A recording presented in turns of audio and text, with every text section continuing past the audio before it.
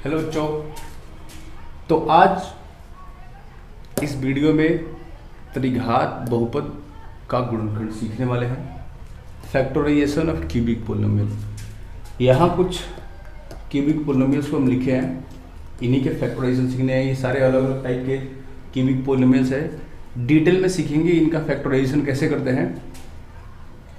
खास चीज़ ये है इन सारे क्यूबिक पोलिनोमियल्स का कि इनके जो जीरो जो होते हैं, यानी जो x का वैल्यू इसमें निकलेगा, क्योंकि पावर 3 है तो इसके 3x के वैल्यू निकलेंगे, और जो x के वैल्यू होंगे वो एक वास्तविक संख्या होगा, वो एक रियल नंबर होगा। वर्चुअल एंड इमेजिनरी नंबर वाले भी क्यूबिक पोलिनोमियल होते हैं। ऐसे क्यूबिक पोलिनोमियल होते हैं चाहे त्रिघात बहुपद जिसके x के वैल्यू इमेजिनरी आते हैं, तो उन्हें 11 क्लास के लिए छोड़ के रखा गया है। ये फिलहाल हम 9 क्लास के लिए बता रहे हैं, जिनमें हम लोग इनका फैक्टराइजेशन सीखेंगे और आसानी से कैसे बनाएंगे, क्योंकि एग्जाम में 3 से 4 नंबर का आ जाते हैं। तो डिटेल में आखिर बनाएंगे कैसे, तो ध्यान से देखिएगा क्या तरीका है बनाने का। सबसे पहला क्वेश्चन हम लोग लेते हैं। ये मूलतः 2 ही प्रकार के हैं क्यूबिक पोलिनोमियल्स। एक जिसमें ये एक्स क्यू है, जिसका गुणांक 1 है, जिसका कोएफिशिएंट 1 है, और एक दूसरा टाइप है जिसमें ये एन क्यू है, इसका कोएफिशिएंट 12 है। तो इस 12 वाले को भी हम लोग 12 कॉमन कर लेते हैं और उसके टर्म में ले आते हैं। इस 12 वाले को भी 12 कॉमन करके फिर उसी के टर्म में लाएंगे। बाकी जिस तरह हम लोग इसको इन सबको जैसे बनाएंगे वैसे ही इसको भी हम लोग क्या करेंगे, बनाएंगे। बस काम क्या करना है कि 12 को हम कॉमन कर लेंगे, उसके बाद उसके टर्म में आ जाएगा। फिर उसके बाद हम लोग सेम प्रोसेस अप्लाई करेंगे। तो सबसे पहले हम लोग सीखेंगे कि इसको कैसे बनाएंगे। तो इसका प्रोसेस है, ढूंढते हैं कि कांस्टेंट टर्म कौन सा है। कांस्टेंट टर्म कौन सा है, तो हमारा कांस्टेंट टर्म क्या है, 6। यानी लिखेंगे कि यहाँ पे हमारा जो अचर पद है वो क्या है, 6 है। कांस्टेंट टर्म हमारा 6 है। अब उसका हम लोग फैक्टराइजेशन निकालेंगे, यानी 6 का गुणनखंड। इसके जो फैक्टर्स हैं वो कौन कौन से हैं, एक ये प्लस 1 से भी कटेगा, माइनस 1 से भी कटेगा, प्लस 2 से भी कटेगा, माइनस 2 से भी कटेगा, प्लस 3 से भी कटेगा, माइनस 3 से भी कटेगा, और प्लस 6 से भी कटेगा, और माइनस 6 से भी कटेगा। इसका मतलब इसके कुल मिला के 1 2 3 4 फैक्टर हैं, और इन्हीं में से बारी बारी से हम इसमें रख के चेक करते हैं कि किसको रखने पे ये 0 के बराबर होगा, किसको रखने पे 0 के बराबर होगा। कोई एक हमें चाहिए जिसको रखने पे वो 0 के बराबर है। डिटेल में बनाने का तरीका यही है। तो सपोज मान लो हम लोग 1 रखते हैं तो ये तो 0 होगा नहीं। प्लस में -1 रखते हैं तो देख पा रहे हैं कि ये प्लस, ये तो प्लस है ही, ये माइनस, -1 रखने पे ये 0 हो जा रहा है। क्या हम पाए, सिंस x इक्वल टू -1 रखने पर हम क्या पाते हैं, वी गेट दैट -p-1 मतलब पोलिनोमियल में x का वैल्यू जो -1 होता है इज इक्वल टू 0। p-1 किसके बराबर आ रहा है, 0 के बराबर आ रहा है। दैट इज, अर्थात x, ये जो -1 इधर का आएगा +1, x + 1 हमारे इस पोलिनोमियल का, हमारे इस बहुपद का क्या हो जाएगा, तो एक गुणनखंड हो जाएगा, यानी एक फैक्टर हो जाएगा। एक इसका फैक्टर हमें मिल गया, एक इस क्यूबिक पोलिनोमियल का एक फैक्टर तो मिल गया। बाकी के और 2 फैक्टर निकालने हैं। तो तरीका क्या होता है कि हम इसमें इससे डिवाइड कर देते हैं, इसमें इससे डिवाइड करते हैं। डिवाइड करने के बाद जो क्विसेंट आता है, जो भागफल आता है, उसी में बाकी के हमारे 2 गुणनखंड छिपे रहते हैं। उसके बाद आराम से हम उसको फैक्टराइज करते हैं। फिर क्योंकि क्वाड्रेटिक पोलिनोमियल को, द्विघात बहुपद को तोड़ना आसान है, तो जैसे ही इससे डिवाइड करेंगे तो वो क्वाड्रेटिक टर्म में आ जाएगा। इसका क्वेश्चन उसको निकाल के बाकी के तीनों इसके फैक्टर्स निकल जाते हैं वैसे। तो अब हम लोग डिवाइड करने वाले हैं x + 1 से। इसका क्या है, एक गुणनखंड है, लिख लेंगे हम लोग। चलो इतना हो गया, एक फैक्टर तो हमें मिल गया। तब इसी फैक्टर से डिवाइड करेंगे तो रिमाइंडर 0 आएगा, क्वेश्चन सिर्फ बच जाएगा। उसी क्वेश्चन में बाकी के दोनों हमारे फैक्टर्स होंगे। तो चलो डिवाइड करते हैं। जैसे ही डिवाइड करेंगे x से, x स्क्वायर बार में x³ हो गया। अगर आपको डिवाइड सीखना है तो उसके लिए एक अलग सा वीडियो हम बना देंगे, आप कमेंट कीजिएगा। फिलहाल तो हम लोग फैक्टराइजेशन सीख रहे हो अभी क्यूबिक पोलिनोमियल का। x से x² टर्म में इतना हो गया, फिर जितना से इसमें उसमें x² माइनस प्लस का माइनस ये कट गया, 6x² में से घटा 1x² 5x² plus 11x plus 6, फिर x में 5x से करेंगे मल्टीप्लाई तो 5x² हो जाएगा। जितना से इसमें उतना ही से इसमें 5x प्लस 1 इंटू 1 किया तो 5x माइनस, ये भी माइनस, ये कट गया। 11 में 5x घटा 6x प्लस 6, x में 6 से मल्टीप्लाई करेंगे हम तो हमें क्या मिलेगा 6x, फिर 1 में किए तो 6, ये दोनों माइनस, टोटल कट के रिमाइंडर 0 आ गया। अब देखो आ गया हमारा, हमें क्या मिला, हमें मिला कि x³ plus 6x² plus 11x plus 6 polynomial theorem से। पोलिनोमियल थ्योरम क्या कहता है, px is equal to qx into gx plus rx, इतना इन दोनों के मल्टीप्लाई और इसके सम के बराबर होता है। ये 0 है तो कोई फर्क नहीं पड़ेगा, इसका मतलब इतना इन दोनों के मल्टीप्लाई के बराबर होगा। यानी हम इतना इक्वल टू क्या लिख सकते हैं, x plus 1 into x² plus 5x plus 6, बस उसके बाद क्या है x प्लस 1, फैक्टराइज कर ली इसको, x² 2 3 जा 6 यानी 2x प्लस 3x प्लस 6। अब ये हुआ हमारा x प्लस 1। हमने पहले से इसके यानी कि द्विघात समीकरण के द्विघात बहुपद को फैक्टराइज करने के तरीके बता चुके हैं, आप कर सकते हैं, चाहे उस वीडियो को जाके देख सकते हैं पीछे। ये यहाँ से 1x प्लस 2 हो जाएगा, चाहे x कॉमन कर लेते हैं, डिटेल में देख लेते हैं। x प्लस 2 बच जाएगा, इसमें से 3 कॉमन होगा तो x प्लस 2 बच जाएगा। ये x प्लस 1 सेम, इन दोनों में से x प्लस 2 निकल गया और ये x और ये प्लस 3, तो कुल मिला के ये हमारे इस क्यूबिक पोलिनोमियल का इस त्रिघात बहुपद का गुणनखंड हो गया।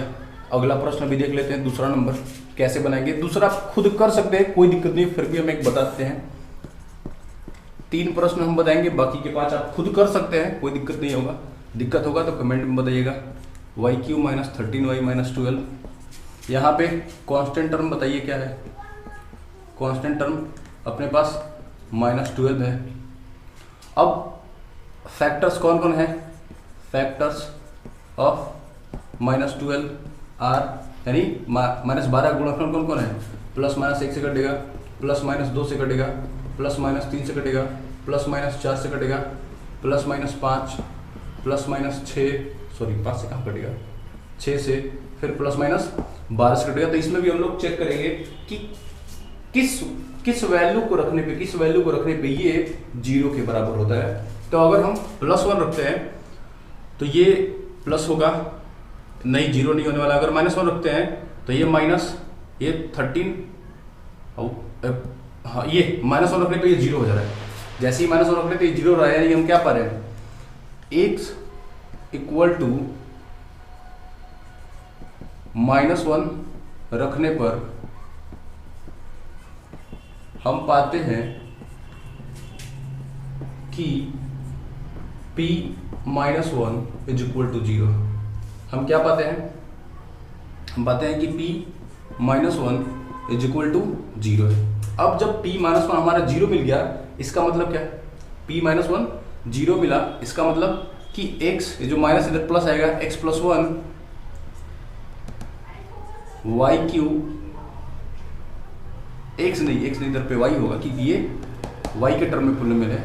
y plus 1 y³ minus 13y minus 12 का एक गुणनखंड होगा, एक फैक्टर होगा।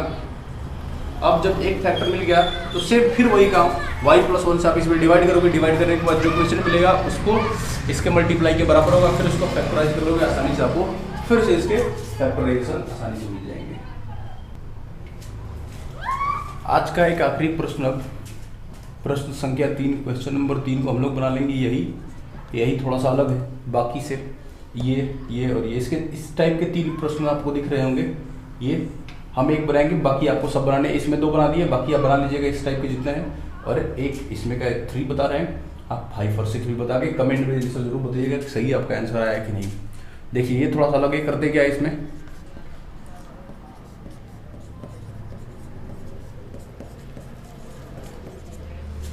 इसमें हम सीधे अक्षर पद नहीं लेते हैं। सबसे पहले इसमें यहाँ 1 होना चाहिए, तब अक्षर पद लेके हम काम चलाते हैं। तो यहाँ पे 1 नहीं है, इसका मतलब हमें पहले इसको कॉमन करना होगा ताकि 1 आए। तो जैसे ही कॉमन करेंगे तो ये तो n क्यों। अब होगा क्या कि जहाँ पर नहीं है 12, उसके बाई में चला जाएगा 12, जहाँ था वहाँ से निकल गया, जहाँ नहीं है उसके बाई में 12। आसान तरीका कॉमन करने का, कॉमन किए, जरूरत था हमें, किए, जहाँ नहीं है उसके बाई में कर दिए। अब 4 से 4 बार में, 4 से 3 बार में, ये तो नहीं कटेगा, 3 से 4 बार में हम क्या पाए, 12 into n cube minus 4/3n² minus 5/12n minus 1/4। अब हमें ये मिल गया क्यूबिक पोलिनोमियल जिसमें एन क्यू का कोएफिशिएंट 1 है, यानी कि गुणांक उसका 1 है। अब जब इसका गुणांक n मिल गया, 1 मिल गया हमें, तो अब हम देखेंगे कि अचर पद हमारे पास क्या है। तो हमारे पास अचर पद -4 है, हमारे पास अचर पद क्या है, -4। अब -4 के हमें फैक्टर लिखने होंगे, -1/4 के हमें फैक्टर लिखने होंगे। तो -1/4 के गुणनखंड कौन कौन है, -1/4 के गुणनखंड वही +-1 +-1/2 +-1/4, बस यही 3 है, +-1 +-1/2 +-1/4। और फिर हम इनको उठा के इसमें पुट करके चेक करेंगे, किसी रखने पे ये 0 आ रहा है, तो हम जैसे +1 रखेंगे तो चेक करते हैं हम क्या आ रहा है, ये 1, -4/3, -5/12, 0 नहीं हो रहा है, -1 रखते हैं, ये -1 हो जाएगा, ये 1/4 ही रहेगा। चेक करते हैं हम, इसको रखने पे 0 आ रहा है। हाँ बच्चों, तो काफ़ी देर देखने के बाद पता चला प्रश्न गलत था, यहाँ प्लस छूट गया था, जिसके वजह से मान रखने पे 0 नहीं आ रहा था। अगर हम 1/2 रखते हैं n की जगह पे, तो ये इजीली क्या हो जाएगा, 0 के बराबर हो जाएगा। यानी हम क्या पाए, n = 1/2 रखने पर n³ + 4/3n² minus 5/12n minus 1/4 का जो वैल्यू है 0 हो जाता है।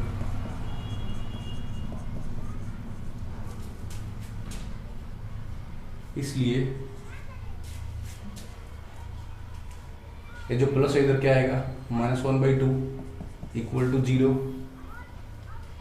अब कुछ नहीं तो 1, एलसीएम लेने पे हम पाते हैं 2n - 1 = 0, यानी 2n - 1 = 0।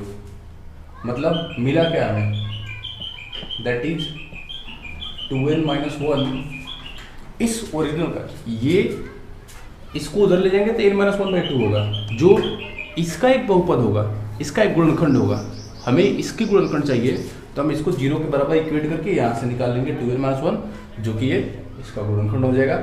जब 2n - 1 बहुपद 12n³ + 16n² -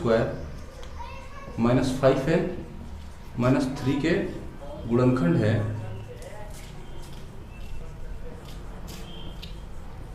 तो जैसे ही हम 2n - 1 से इसमें भाग देंगे, तो जो भागफल होगा वही, उससे हम निकाल सकते हैं बाकी के हमारे 2 गुणनखंड। तो आज के लिए बस इतना ही बच्चों, मिलते हैं अगले वीडियो में किसी नए टॉपिक के साथ। तब तक के लिए बाय। लाइक कीजिए, कमेंट कीजिए, शेयर कीजिए और सब्सक्राइब कीजिए। थोड़ा सा भी अच्छा आपको वीडियो लगता है।